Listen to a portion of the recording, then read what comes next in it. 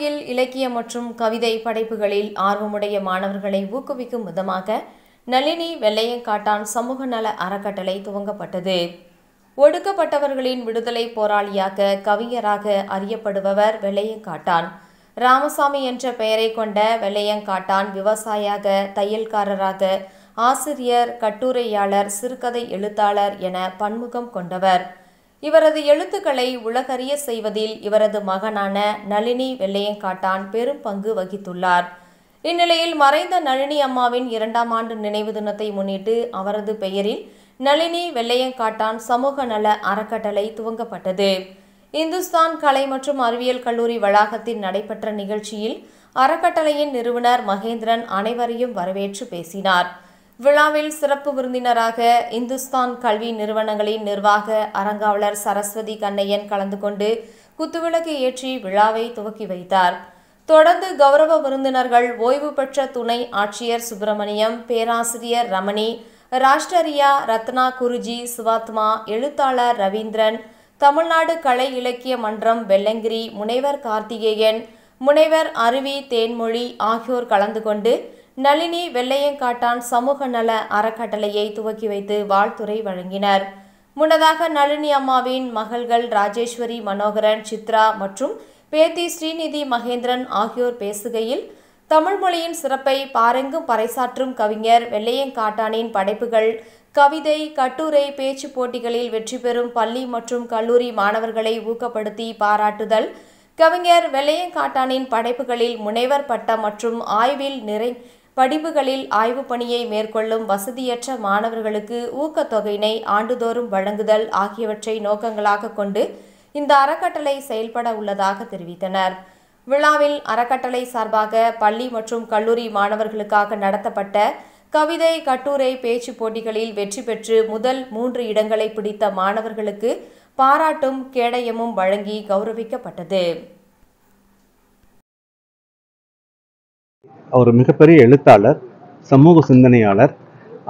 தான் என்ன எழுதணுமோ அதுக்காக வாழ்ந்து தன் வாழ்க்கையை அர்ப்பணித்த ஒரு மாமனிதர். அவருடைய புத்தகங்களை என் அம்மா நளினி அவர்கள் மிகவும் சிரமப்பட்டு ஏராளமான எழுத்தாளர்களை சந்தித்து அவர்களிடம் கலந்துரையாடி அந்த புத்தகங்களையாம் வெளிக்கொண்டு வந்து எழுத்தாக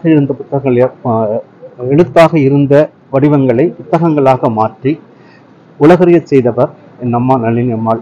அவர்கள் பெயரால் நளினி வெள்ளையங்காட்டான் சமூக நல அறக்கட்டளை என்ற அறக்கட்டளையை நாங்கள் துவங்கியுள்ளோம். இந்த அறக்கட்டளையானது தமிழ் ஆர்வம் உள்ள தாத்தாவின் கவிதைகளை எடுத்து மற்றவர்களுக்கு முனைவர் பட்டம் பெறுபவர்கள், பேச்சு போட்டிகள், கவிதை போட்டிகளில் வெல்பவர்களுக்கு வருடம் மிகச்சிறந்த ஒரு தொகையை அன்பளிப்பாக அளித்து அவருடைய புத்தகங்களை உலகறிய செய்ய வேண்டும் என்பது எங்களுடைய எண்ணம், எங்கள் குடும்பத்தாரின் எண்ணம். அந்த வகையில் நான், என் சகோதரி, என் மகள், இன்னொரு சகோதரி ஆகியோர் முழு முயற்சி எடுத்துக்கொண்டு இதன் முயன்று இன்று துவக்க இருக்கிறோம்.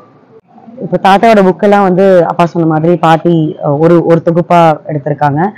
அவங்க கடைசியா அவங்க இறக்குறதுக்கு முன்னாடி அவங்க ரொம்ப ஆசைப்பட்டது தாத்தா பேர்ல ஒரு அறக்கட்டளை அமைச்சு மெயினா அது மாணவர்களுக்கு போய் சேரணும் அப்படின்னு. அண்ட் கோயம்புத்தூர் சார்ந்த கவிஞர், வாழ்ந்து நிறைய புத்தகங்கள், நிறைய விஷயங்கள், நல்ல விஷயங்கள் விட்டுட்டு போனவர். ஆனா இலக்கியம் சார்ந்த மக்களுக்கு மட்டும்தான் அவரை பத்தி தெரியுதுங்க. சாமானிய மக்களுக்கோ இல்ல மாணவர்களுக்கோ அவரை பத்தின விழிப்புணர்வு கிடையாது.